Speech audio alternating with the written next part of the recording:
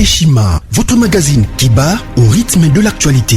Une réponse à vos besoins en information, un éclairage dans divers domaines. Impartial, documenté, instructif. Eshima au cœur de l'info. Retrouvez la nouvelle édition.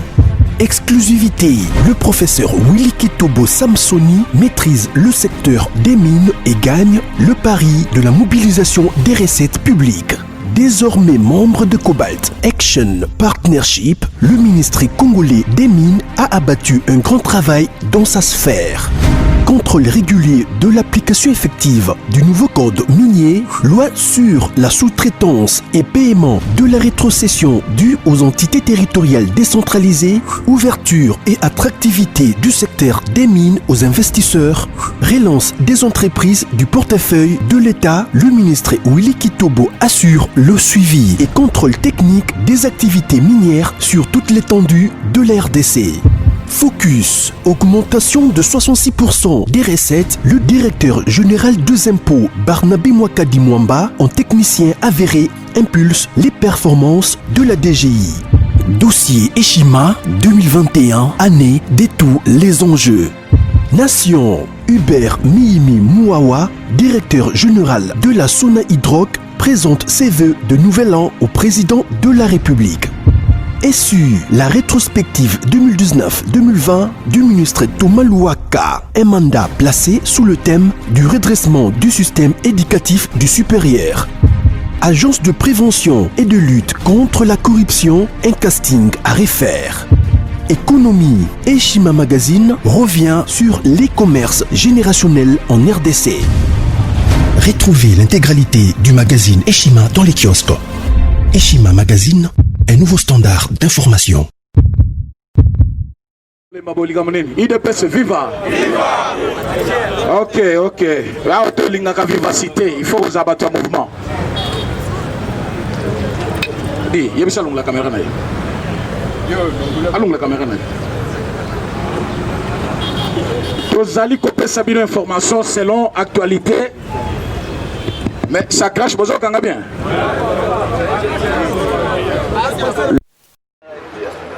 Je serai très court. Dans 5 minutes, pour terminer le message.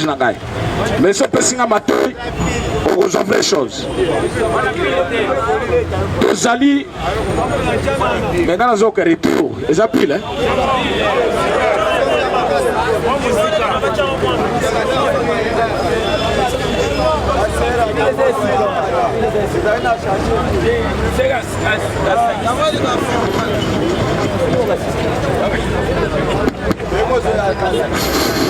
Il est pas vivant. Bon, et que des caca bongo, et que des bongo, hein? Ça casse ou ça passe, non? Voilà.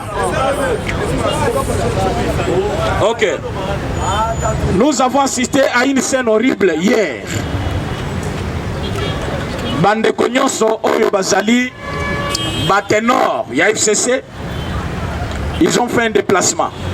Dans ce pelming, parce qu'ils ont déjà des procureurs, c'est-à-dire nous sommes informés au même titre. Bande Kona Basali déplacement Pambate. Boyebi, Nyoka Soyebi, Ayoki déjà il est Moutou, a comme très dangereux. Kabila a déjà compris que malgré la stratégie toute mise en place, Azali devrait à l'échec. Il voulait se retirer de la politique, mais Monique, même ceux qui ont se retiré, à perdre toujours. Qu'est-ce qu'il faut faire maintenant? À Monique, c'est bien. Abenga Batunaye, Babandela sur une nouvelle départ. Un nouveau départ plutôt. Mais comment faire? Abengi PCA Yaonatra. Vous voyez comment on a eu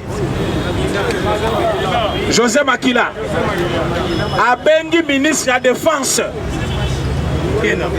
Emengo Imukena Abengi ministre à portefeuille.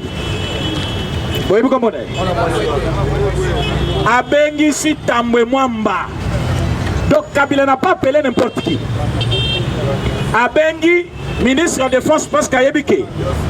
A Koki ko instrumentalisé Batunakati a armé. Va se tourner contre le chef de l'État. Parce que Bobo Sanate ke ba Rwanda Moussous. Bazan armé.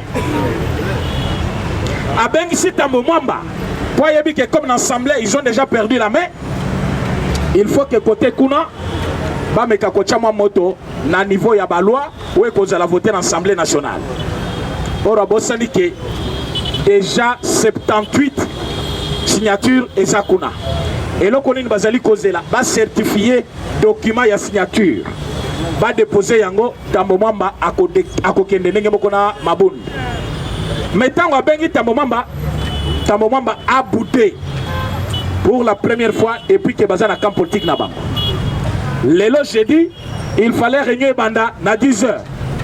Tambomamba devrait prendre vol na lelo na 14 h. Déjà comme on a retard. Et puis, il jour J, pourtant, il y a 3 jours. Mais Moutuali Bosso Kabila Yambi, c'est qui? Ministre de la Défense. Lobby, na flashaki, na kitinaki. Tango ya zobenga bango na katanga, atindi mwasi kuna, na niveau ya Afrique du Sud. Akeye mon côté. Est-ce que vous avez dit que Kimbuta Zala? Kimbuta Azali actuellement en Afrique du Sud. Maintenant, ceux qui vont compter comme 6 personnes. Chaque personne Azali n'a pas déjà créé. Oya Kena Bango. Tout ça que comme Olive a Kenek na 5 personnes, Kimbuta Azapé na 5 personnes, Robert Wazan na 5 personnes, Mouye Jazen na 5 personnes. Boyeko Kamata Oyo, Nani Alobaki Azana Bisono, Julien Palouk, heureusement que Boyebi. Il nous a dit qu'il est dans l'union sacrée. Mais dans le voyage en Afrique du Sud, le monsieur est dedans. Maintenant, tant qu'on va Koutani, Baké Pamutuna Bango Bizi Makara, on a vu ce qui vient au lobby. Bambouni complot na Bango Yebani Awa. Ils ont changé de tactique. Bazongi Sango na Lubumbashi.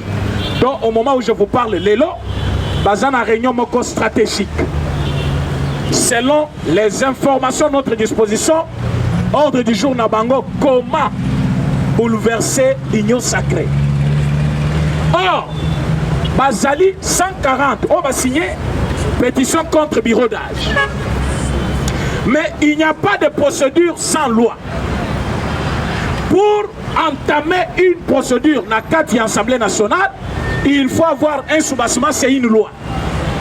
Loi mon côté Zali Koloba, par quel moyen Bakoki Kolimoger bureau d'âge qui est considéré comme bureau provisoire. Quand vous voyez, Bazo Sala 3 mouvements au même moment. C'est-à-dire, Nakatanga mouvement, l'Assemblée mouvement, l'Afrique du Sud mouvement. Mais entre-temps, Bobo Sanate, Mabunda Kendaki Dubaï, qu'est-ce qui lui empêche qu'elle a une voie à Dubaï, Basenga Mindou qui na Cuba, Bakot Sangope par Zela, il y a manié ma côté de Kunabango, Azali. Qu'est-ce qui manque qui est au Baken Afrique du Sud? Par le biais de Yabizi Makara, Mongo Zonga na Katia Rwanda, va attaquer par l'Est de la République. Qu'est-ce qui manque qui est au Bazali na Katia Lubumbashi? Va corrompre Bakatakatanga, va attaquer Congo en entièreté.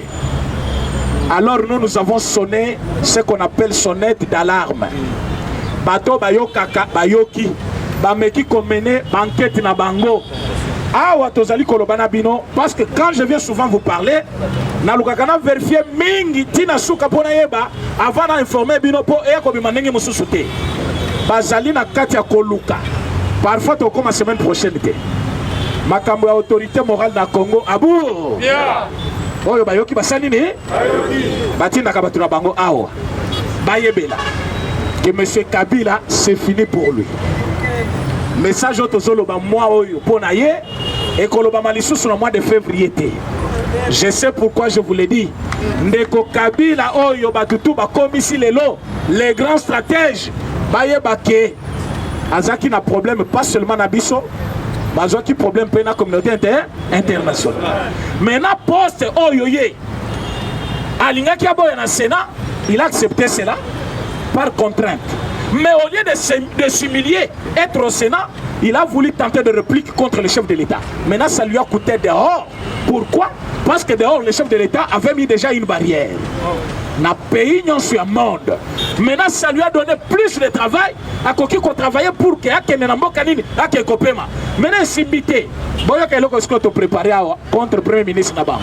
Parce qu'à partir du Premier ministre, tous les gouverneurs au Bazalina nous proche naïe, y compris au Kabila. Par les moyens, il y a le ministère de l'Intérieur qui a convoqué Bango Awa. Parce que, boye ba bien que, Tango Gilbert Kanko na Bengaki Zoé Kabila pour la première fois.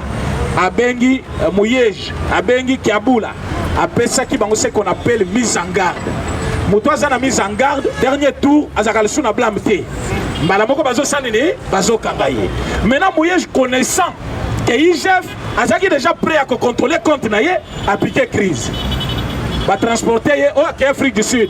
Crise à l'Ukuta pour que reçoit le complot na bango contre le chef de l'État. Bazo Kendekuna, IGF a zongi na simanaye, a compté na kati ya ba compte. Mouyej lui-même compte 20 comptes fictifs. Il y a gouvernorat. Je pense que Nazali Bosso ba caméra, je sais de quoi je parle. C'est-à-dire, tant au vice-gouverneur, Ayao, Azamwasi, adhéré à l'Union sacrée, le chef de l'État, il y a qu'on a fondé, il n'y a pas le bien à la fondation. À lobby, le gouvernorat de quoi? L'Olaba compte plus de 24 comptes. Mais dans 24 comptes, Bisso, Ngaï vice-ministre, na cabinet Mobima gouvernorat, Tozala Kanakse Kana 4 comptes. Les 20 comptes ici, ils sont alimentés par Monga province. Mais tu es bakate, ni ne kotaka, ni ne bima et bima. Et Koto Bazobe Telemaboko, le premier de tous les gouverneurs, par sa bonne gestion. Il n'y a pas la bonne gestion. Azoyi Bamboka ya, nani Mongo ya Mboka, sans le savoir, Azotonga au même moment, n'a pas revenu wana. Et qu'est-ce qu'il a fait? Il a signé un document, Société Nyon Sobozali Komuna na Lolaba. Bakata Bambongo 40% pour la construction, il y a Lolaba. En dehors, il y a Mbongo prévu par la loi et reconnu par l'État. Maintenant, on a une société minière, il y a l'État, il y a une poche. Maintenant, il a déjà prêt à la vérité, à voyager à Kéi. IGF maintenant a le droit à chaque gouvernorat pour le côté Bangonios. Imaginez-vous maintenant, il y a Kamba. Local de PC à 2 jours, il y a lobby na lobby kuna. Parce que motion de censure, lobby session extraordinaire. Comme Bakokota pour analyser, ils déposer en même temps pétition. Pétition est signée par plus de 283 depuis lobby. Les lois je n'ai pas vérifié. Alors 283, c'est le nombre même de ceux qui vont voter. Maintenant, condition est au signer pétition, au signer d'engagement, il y a adhésion à 4, il y a union sacrée. Vous mettez la Fatima beaucoup pour la stratégie. Pourquoi il faut pas signer acte d'engagement? C'est parce que union sacrée, ni parti politique, et ni regroupement politique, ni plateforme électorale, mais union sacrée et courant d'idées. Oyo, tout bandimi vision chef de l'État, va continuer à union sacrée. Mais union sacrée, c'est ma coalition quand Tango Emel Sandimi a signé, a lobby n'a adhéré à la union sacrée. C'est lui qui a adhéré comme parti. Mais il faut que chaque député a signé acte d'engagement. Parce qu'un député peut se présenter comme indépendant, il peut se présenter comme un regroupement politique, il peut se présenter comme membre d'un parti politique. Alors il faut document où vous allez certifier personne par personne. Non, Facha Mayele. Facha Mayele. Document na WhatsApp na kopesa ngo batu ebele. Pona nini? Ba komi kombo na yo, titre na yo, parti politique na yo. Après bâtir acte d'engagement. Nasuka Balobi, nous avons adhéré à l'union sacrée pour compléter la vision du chef de l'État, un plus pour l'intérêt de la nation. Est-ce que Balobi peut changer de vision? Donc il y a déjà une vision centrale. Moyen au banga ote baye bako changer ni bako ce document. Yo moko tango koma kini nini. Donc tu n'es pas venu changer. Mais acte d'engagement, pourquoi ba signer ce bango yango? Et comment l'union sacrée kobotama? Pour votre révélation. Timo ya lelo, l'union sacrée n'existe pas. Moi je vous dis l'union sacrée, ce n'est qu'une idée jusque là. L'union sacrée kobotama. avec un nouveau Premier ministre issu d'une majorité Union sacrée. Union sacrée Kobotama, avec un bureau définitif de l'Assemblée nationale issu d'une majorité identifiée par Bahati comme Union sacrée. Union sacrée Kobotama, avec un gouvernement, membre du gouvernement, Bakozala tiré au sein de la majorité parlementaire ou présidentielle. À ce moment-là, on va parler de l'Union sacrée. Aujourd'hui, là, Union sacrée Zaka Kaïdé, Batobazoya Kouadere, na vision et chef de l'État. D'où, avant pétition et quota, Bayabisi Bango, au signé acte d'engagement, au signé PPE, pétition. Yango de Trana qui a sinon le lot, et l'Inga et quota. Va déposer Yango, donc il y a que les 2 jours. Voilà. Les samedis et les dimanches. Lundi, Babandi qu'on analyser. Mardi, il y a Tombo la ganga base. Tombo la ganga base. Kayoki obiente. Tombo la ganga base. Mais quand on vous dit, oh, Tembe Maye Kozwa, ministère de la Défense. Papa, Union sacrée, ce que la maki pour la poste, partage de poste, ne fachati kala ki na FCC. C'est ça. Union sacrée, Botami pour satisfaire le peuple. Très bien. Le chef de l'État a bien souligné que près de 2 ans, le peuple s'est retrouvé. Yango a changé. Na résilié contre Nangaï. Na lungwa na libada wana na batwana. Yango a créé Union sacrée pour que le peuple se paie. Mais une fois dans l'Union sacrée, les gens vous viennent avec un cahier de charge. Au soki cahier de charge, la vie c'est Zali satisfait, Tokokende wa wapi. Pour faire ces Zali sous-souté. Selon aux opposition, au Zalayo Moko. Maintenant, cahier de charge des Zali. Enseignement gratuit. Cahier de charge des Zali. Embauche de la jeunesse congolaise. Cahier de charge des Zali. Maïna courant. Oyo ba Congolais tout bakoko sepela nango ya qualité à malam. Cahier de charge des Anines. Moussala et Monana. Cahier de charge des Anines. Il faut investisseur Bassanini. Maintenant yo y a cahier de charge au lobby non. Biso dans les 70 députés. Alors le chef de l'État Ayambaka Bangote Assanini. Abengi Mbemba. Abengi Katumbi, Abengi Grand Aigle, Jean-Marc Kabunda, Azana Kati, Awa Yeko Sala Oba Benga ka restitution. Si Mayako Sala réunion de chef de l'État, Bazoua qui le grand leader, il y a coalition. Parce que je vous dis que Union sacrée est comme ma coalition. Coalition Ezali, parti politique ou regroupement politique et Sangani dans l'objectif de gérer ensemble. Ça on appelle coalition. Mais dans la minute où il y a les lots, il faut chaque parti assigner à des zones et chaque membre assigner à des zones. On a coalition. Mais dans il y a les lots, ce n'est qu'une idée. C'est une idée. Première action. Il y a Union sacrée, et Zali naissance, il y a bureau définitif, il y a Assemblée nationale. Deuxième action, nomination du Premier ministre. Troisième action, formation du gouvernement. Okay. Tant que Biloko n'est imité, Union sacrée, et Zali n'a une idée à chef de l'État. Mais tant que Kobotama, et comme coalition. Vous savez pourquoi? Parce que Batuyon Subasangani, Balobi, toujours conduire vision à chef de l'État. Boyoki que Steve Mbikai a commis conseil le chef de l'État campagne en 2023. Boyoki a lobby boye. En 2023, candidat Moussou Soazate. Il y a bandit déjà qu'on sensibilisé avec Bissot lobby. Et Bissot Boyaka Genève Yose l'a quitté. Moussala a Bissot dit qu'elle a Bissot parce que tu bandé quand depuis Kala. Mais qu'est-ce qui va se passer?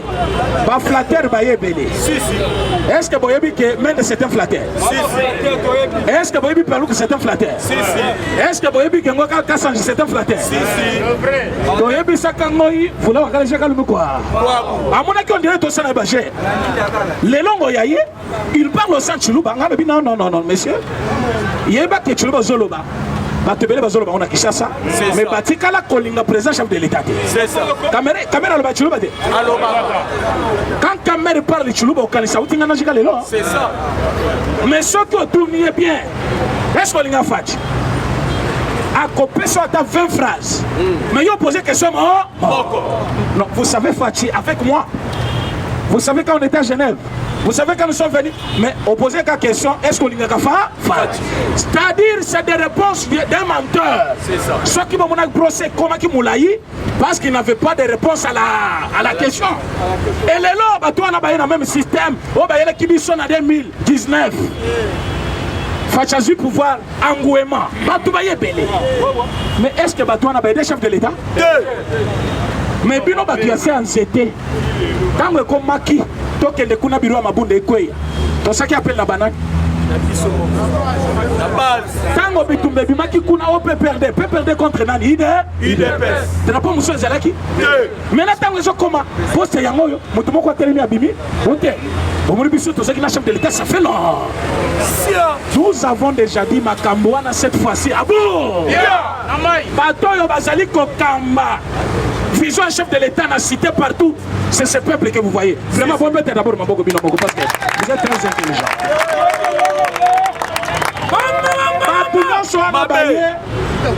Merci beaucoup. 2 minutes. Batunion soit nabaye, baye avec l'idée. Bazo ali sous poste. Après basa nini? Bazo. Lelo est-ce que lisanga bunganga akoko tali suso? Est-ce que fayi lokoko tali suso? Mais na séance j'étais kuna yango na ne bazai kotele. So ba kuti du progrès d'entrée. Oh bana na balunga nano avant to kota posino ba obete biso bamba bambata. Mais lelo fayi lokoko ko se réclamer même Tshisekedi. Ah oui, moi je suis Tshisekidiste. Politique bazo salona exact Tshisekedi.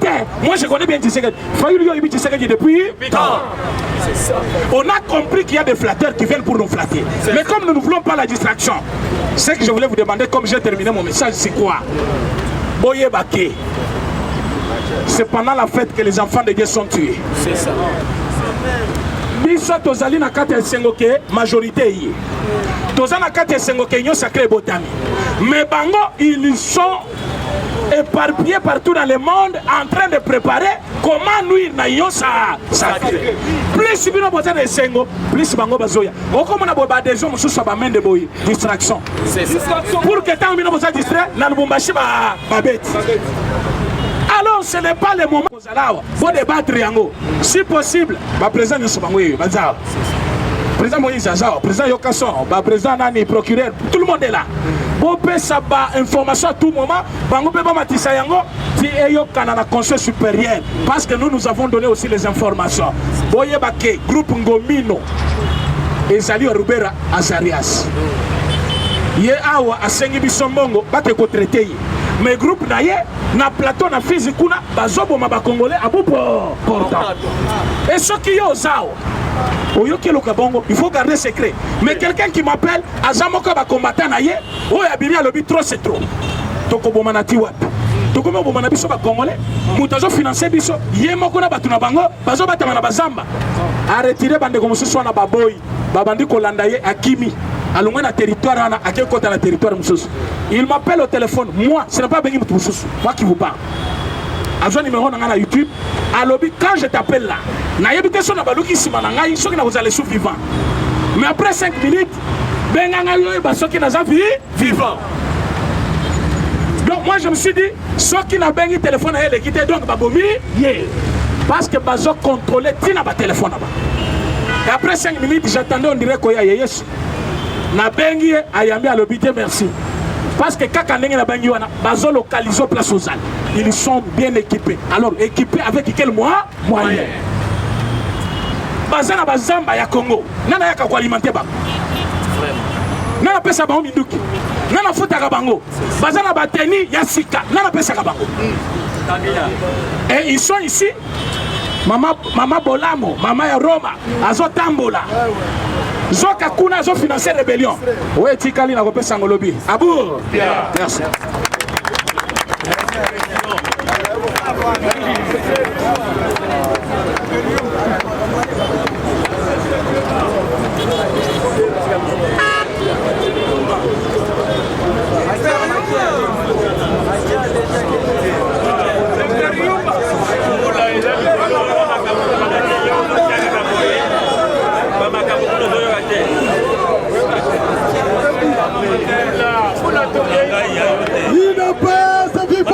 Viva!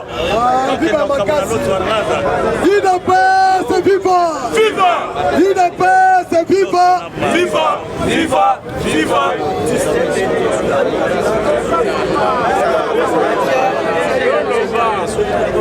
Fatima! Fatima! Bandeko! Koyokana! Awa! Boyebake! Fatima Beton, le président de la République, Azali Lokola Yesu. Parce que bato bazolo batro. Oh bato baye, bakomi ko réclamer ba poste, azo bato nyonso tout te botike la ye.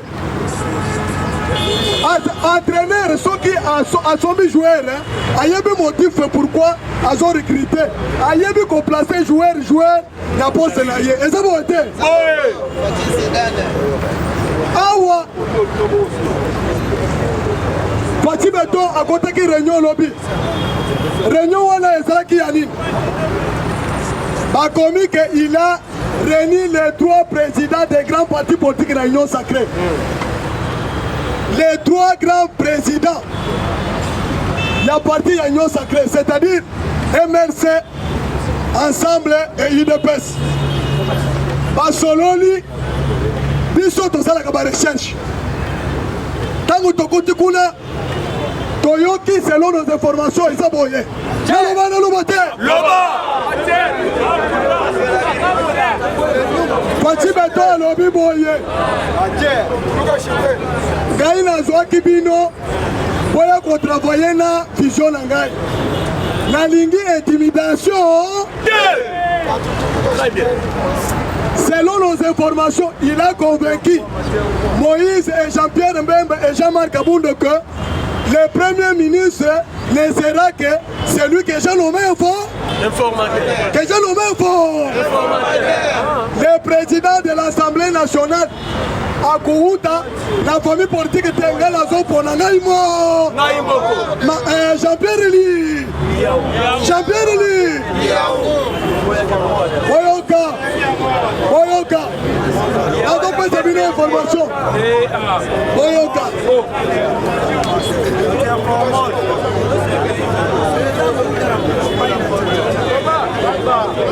Solo. Basali débat.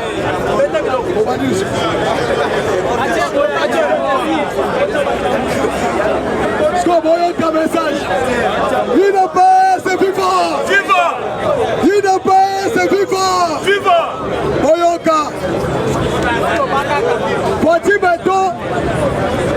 Pouvoir dans un angle. Yoko ebisa ke moto asali pechete. Ebisa ke bino asali lokola Yesu, ebisa ke mwana mwasi. Bato bazolo bake osala ki mabe. Mais kozongela lisusu. De yango politique azanango. Lia Marcel. Ce n'est pas n'importe qui dans l'UDPS, ceux qui ont évité. Quand on va dire Jean-Pierre Yozo aussi, ce n'est pas Pambaté. Papa. Et ça, on a été.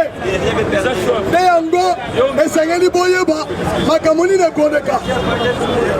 Awa. Tolobate. Boyoka. Makamweza Boye. Selon les indiscrétions, nazo tangela bino ba ministre bako garder poste na bango. Là ba ministre baza exclu. Là ba ministre ba occuper fonction ya makasi. Hein? Ministre de l'Intérieur, Gilbert Ka.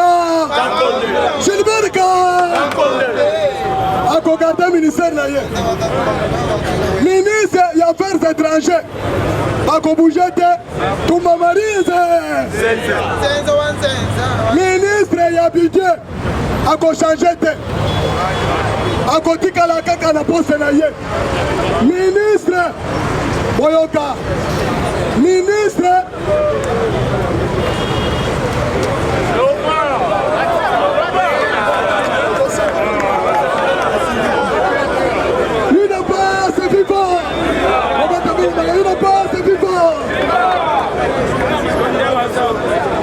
on s'est béni parce que tu m'as dérangé.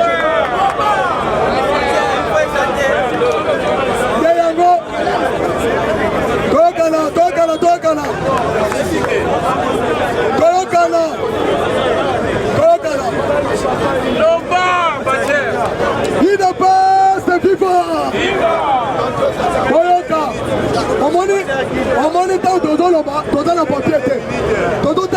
pole te tozosala na mutu moindre dérangement ezoperturbe carte nyonso et la vision ntango nazosala bino bozala calme botika koderange te idps FIFA ministre baministre oyo bakokota gouvernement te oyo bakozongela lisusu gouvernement te moto ya liboso toza na premier ministre départ na ye eza signé définitivement ministre ya vert foncier akozongela lisusu te ministre ya justice akozonga lisusu te ministre ya finance akozonga lisusu te baministre nyonso teti baoyo baboyaki kosaasiste na prestation de serment bakozonga lisusu mena karte nini oyo eza na sao carte oyo eza na sa eza boye na minute oyo tozoloba na bino c'est plénière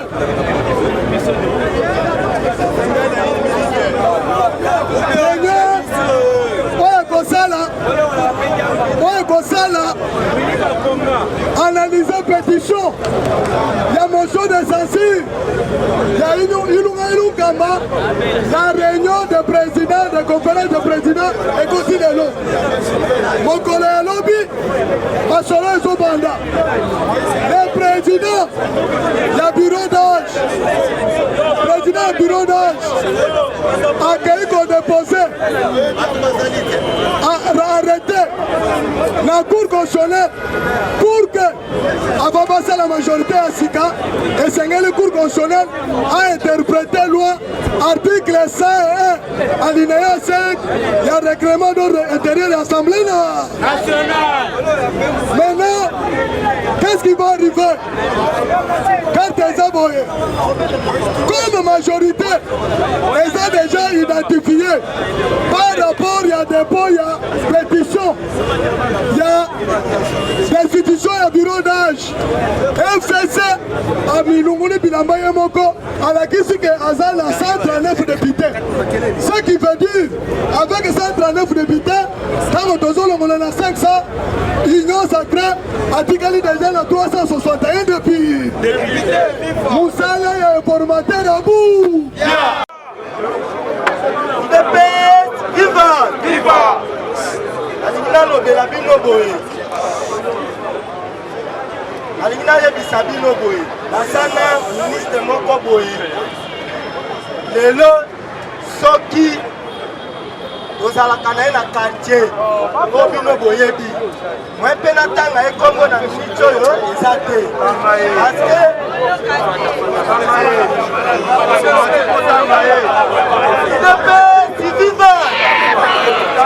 Parce que toza na ye na quartier kombo na ye Bikai parce que jour ayaka kokatya suki na salon moko ya 7e ayebaki nga tete nazali moko ya parti jour mosusu azoloba boye ngai soki atie président Fati na président Kabila toboma nini nga na koboma président Kabila na kotika Fati wana ayebi te naboma Fati na tiki Kabila wana ayebi te nga nazali liso na liso nafandi na nga kaka kimia baokata esuki na ye ti tobandi kopose question ndeni obandi koloba boye pourquoi ozoloba tel mwana ono Kabila apesi biso pouvoir apesi biso parce que non, c'est pas ça. Kambaboy na kotika te, il y a yebisa bato na ngai, ba peuple congolais. Parce que il faut tous à la liso na liso. Omoni ndenge bango baye awa. Bakanisi te baye na union sacrée pona babombana. Okobomba bango te. Parce que il faut tous à la liso na liso. Omoni bele baye awa na union sacrée. Baye na makanisi ya mabe. il faut tofungola miso eloko na ngai naloba yango wana nalobi na ngai na suki wana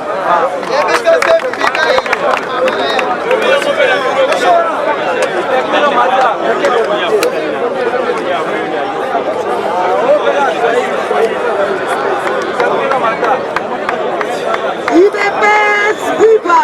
Viva! UDPS viva! Biso bana ya Nord Kivu nyonso toza na esengo mingi mpona action munene o chef de l'État basali vraiment epa na biso koboma barebelo bazalaki deja kuna vraiment topesi merci na basoda na biso ya Congo na oyo nyonso bazosala na kati ya pays na biso Nzambe vraiment apesa bango force. Eloko mususu nga nalingi nalobela eza eloko na kati ya UDPS eza classe eza parti politique oyo bandi lelo te eza classe oyo tokotaki na kati toza pe na experience nyonso eza na kati na biso tosengi na papa chef de l'État il faut azala sur na biso bana na ye bana ya parti politique na ye toza mesure kokoka pe kokamba na parlement wana toza tokokoka pe kokamba pe na primature wana toza a mesure tosengi na ye akangama na bakoseye na biso nyonso oyo bauti na kati ya parti na biso ya UDPS bao wana nde parti na ye bao wana nde bato bakobomba ye parceke makambo eza mingi meme na kati ya présidence nyonso makambo eza mingi verité eza kuna ebele c'est pour cela balingi ata na bakoseye nyonso bamonana na ye ata moke te ata mokolo moko te parceke ti lelo na bakoseye na biso toyebi ke baza kuna nano bakutana na chef de l'État te sikoyo po ayeba nyonso ezoleka na kati ya pays eza mwa pasi ya solo tokoti na kati ya union sacrée eza vraiment eloko moko ya motuya ya kitoko tosepeli mpe mingi mpona bato oyo nyonso balekaki kokende kokutana na chef de l'État nyonso eza malamu mingi me bao nyonso nde balekaki eza kaka baflater verité ya pays na ndenge pays ezokambama akutani na bato oyo ikolaki akutana na bango te vraiment tosengi chef de l'État atia miso na parti na ye toza na force tokopesa ye na bakose mpe mosusu bato wana toboyi bango te basali malamu mpe koya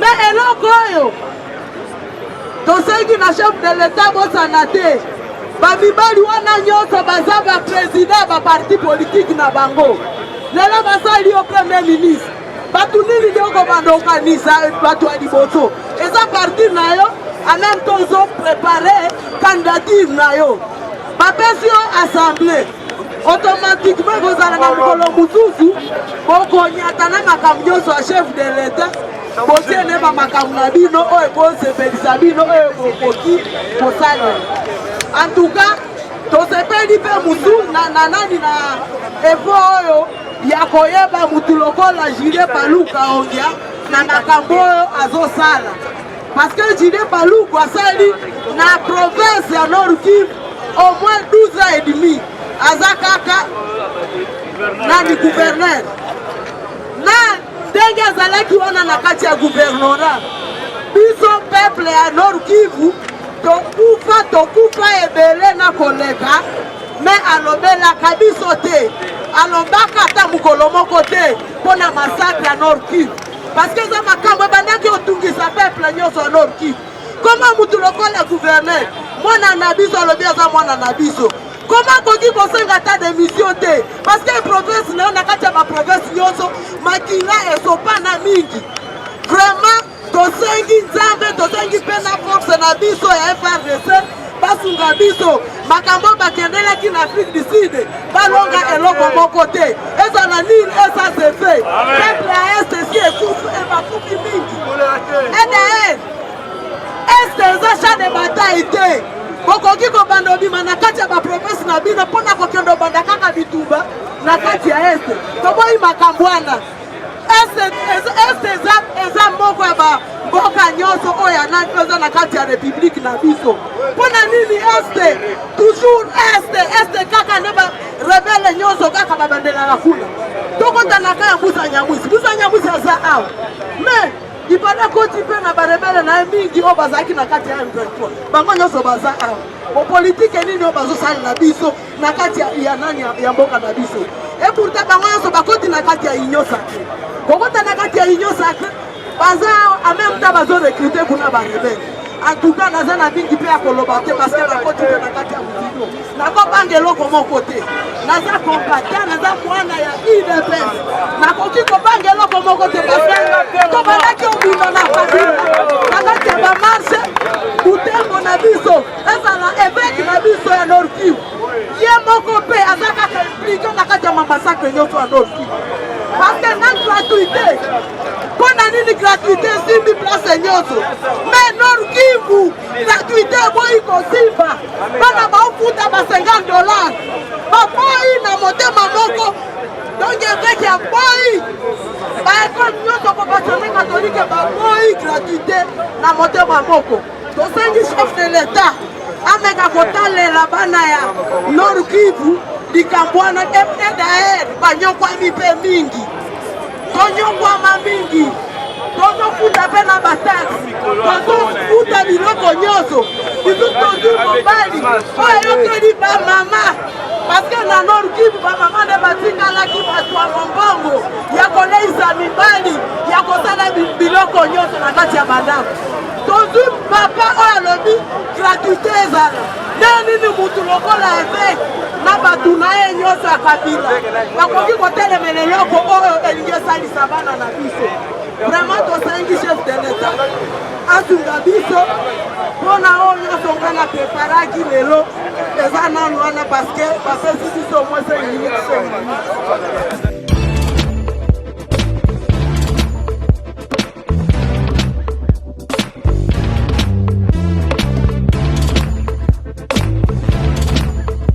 Conteneur yango todo sala adi londolé Feli Mosengo Feli todo sala conteneur ba voiture todo tina na Kisasa ba carton ezo kine Kinshasa et en plus la bonne chose voiture na yo ko tina na Kisasa te prends pas la tête yela bisongo charger biloko na yo te relivrer à domicile sans un bon oteki to zongo. C'est parti.